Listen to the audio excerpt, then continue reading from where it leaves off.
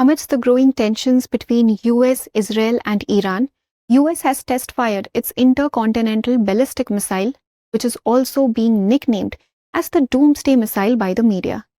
Hello students, welcome to Drishti IAS. My name is Saloni Nandhyoliar, and in this session, we will talk about the specifics of this missile.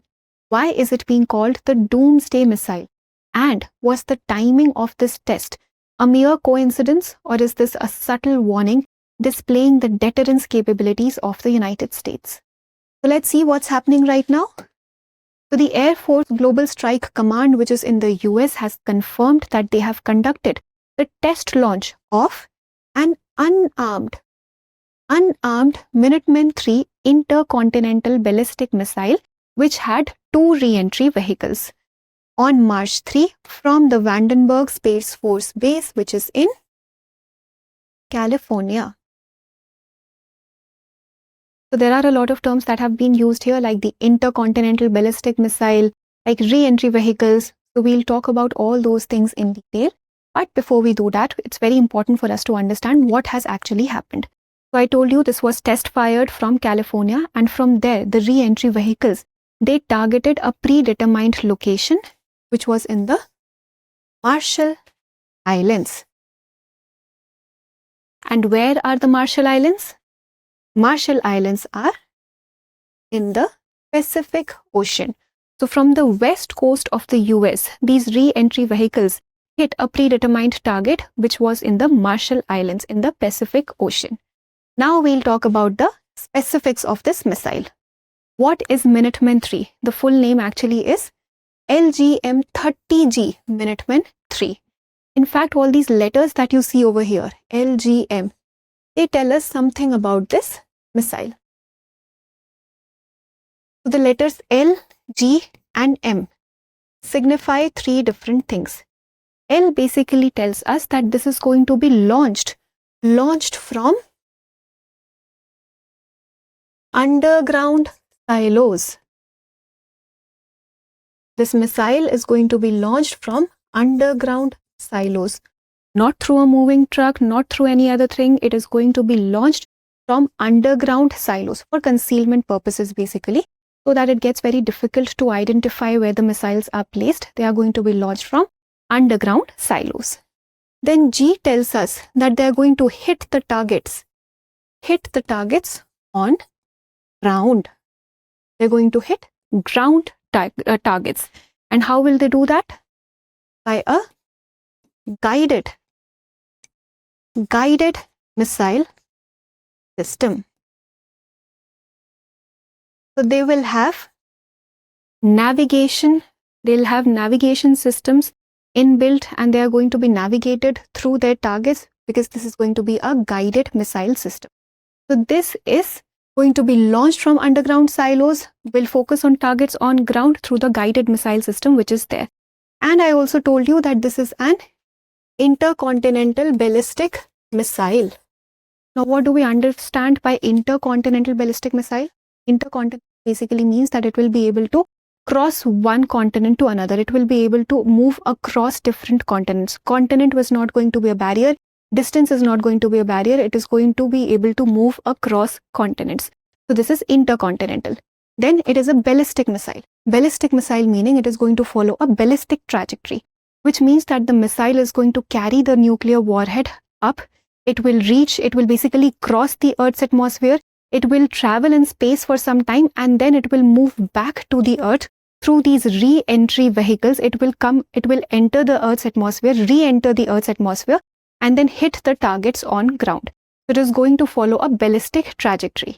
And because it is going to re-enter the Earth's atmosphere, these re-entry vehicles, they have to be resilient to high temperatures, because intense heat is going to be generated.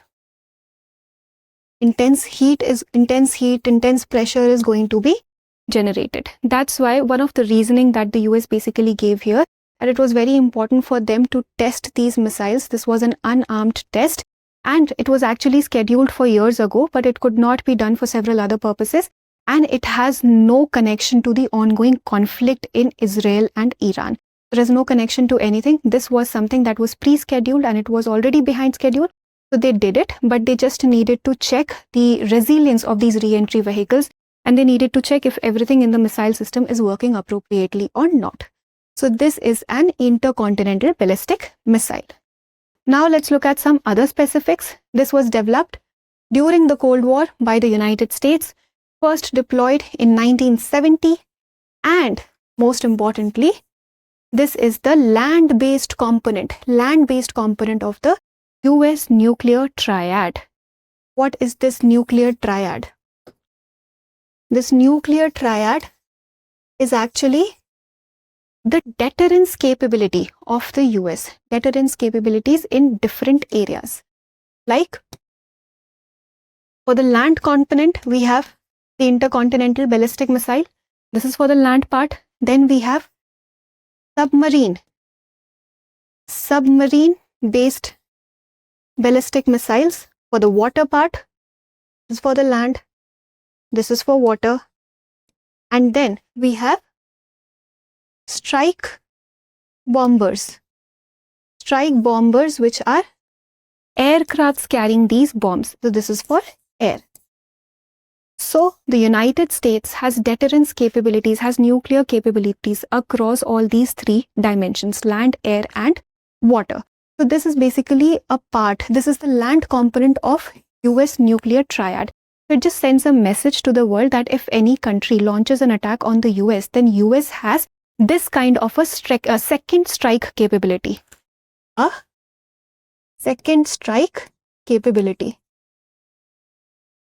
So that it sends a message that this is the deterrence that US is going to offer. This is the kind of attack or a response that US is going to offer. So that's why it's very important.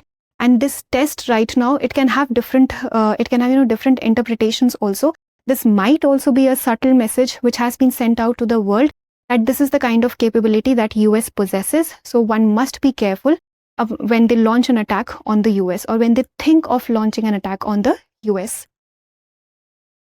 So this is the land-based component. The range is some 13,000 kilometers.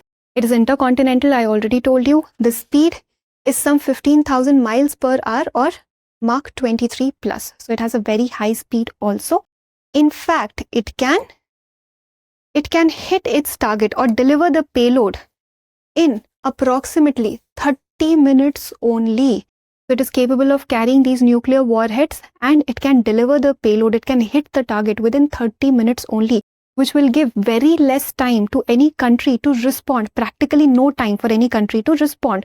So again, this makes it so dangerous. And hundreds are deployed in underground silos. I already told you. Right now, they are stationed in Montana, Wyoming, and North Dakota. And the test fire happened from California. That was an unarmed missile that was taken from one of these locations to California, and then it was test fired. But here we have these armed missiles. These are all armed warheads, which are stationed in Montana, Wyoming, and North Dakota. And it also uses another advanced technology, which is the MIRV technology, or multiple independently targetable re-entry vehicles. I told you that there are re-entry vehicles, and these re-entry vehicles have to be very resilient to heat and pressure. And this missile, it basically has multiple re-entry vehicles,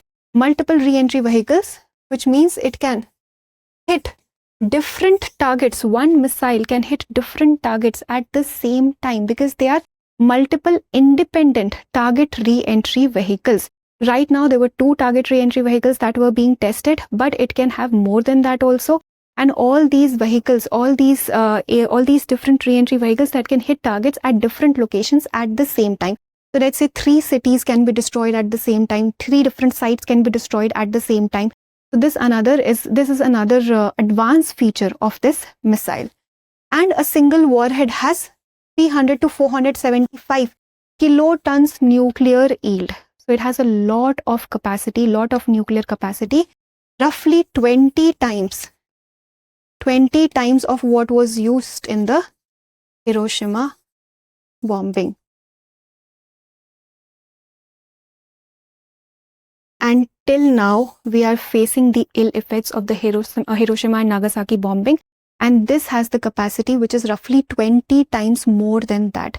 these are some of the reasons because of which this is also being nicknamed as the Doomsday missile, because it is capable of causing such a huge destruction at a huge scale, like at a global level. It can cause severe destruction. That's why it is being nicknamed as the Doomsday missile. It is going to be mutually assured destruction. So whenever any country is going to launch an attack, or multiple countries are going to launch this nuclear attack, US is going to retaliate. It is going to be a mutually assured destruction, because even if one country possesses nuclear warheads and it is being used in the picture, it is going to have massive destruction. So mutual assured destruction is going to happen, and this in turn can lead to a nuclear winter. A large nuclear war could trigger nuclear winter. Now, what is this nuclear winter? Nuclear winter is a term that is being used to denote a situation wherein, let's say, there's a huge nuclear war that is ongoing. That means a lot of explosions are happening. There's a lot of smoke. There's a lot of soot in the atmosphere. A lot of smoke in the atmosphere. It is going to block sunlight. Correct? Because there are so many explosions happening, a lot of smoke is going to be generated. It is going to block the sunlight, and when the sunlight is going to be blocked, our crops are going to suffer. Our crops are going to suffer because sunlight will not be able to, adequate sunlight will not be able to reach these crops, and this in turn can lead to a famine. There can be food insecurity, there can be agricultural distress, all because of a nuclear winter, something that was absolutely man-made, something that was not natural. There was a nuclear war, and that led to so much of smog, so much of smoke, so much of soot in the atmosphere that the sunlight was blocked, and our crops suffered because of that. So there are, risks that are associated at multiple dimensions. Civilian life loss happens, infrastructure loss happens, and at the same time, this can also happen. Food insecurity can also happen because of something that is being called the nuclear winter. So that was all for this discussion. These were a few reasons because of which this missile is being nicknamed as the Doomsday missile. Right now, this was an unarmed test. One interpretation can be that this can be a subtle warning. However, the US has said that it has got nothing to do with the conflict that's ongoing in the region at the moment. It is just a test that was scheduled for long, and it was delayed for long. That is why this happened. Now let's look at a practice question for prelims. But before we do that, you know that there is this Studio GS Foundation course, which is going to help you in your complete UPSC preparation of both prelims and mains. You will be able to complete your syllabus of both prelims and mains in 14 months only. And you also have 3 mediums to choose from: English, Hindi, and English. The admissions are already open, and if we talk about the fees of this course, then it is available for 34,999 rupees only. For complete UPSC preparation in 34,999. But if you wish to avail a 10% discount,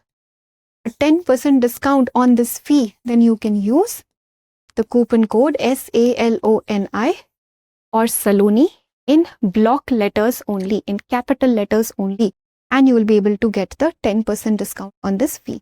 So don't wait, admissions are already open. You can call us at 87501, and you can also download the Drishti Learning app. Now let's look at a practice question. The LGM-30G Minuteman III, recently seen in the news, is best described as which of the following? A. A submarine-launched cruise missile used for naval warfare. B. A land-based intercontinental ballistic missile capable of carrying nuclear warheads. C. A hypersonic glide vehicle designed for atmospheric flight. D. A satellite-based missile defense system. Choose the correct option. Please attempt this question and provide your answers in the comment section. Thank you for watching. For more informative content, like, share and subscribe, and do not forget to press the bell icon to get the notifications.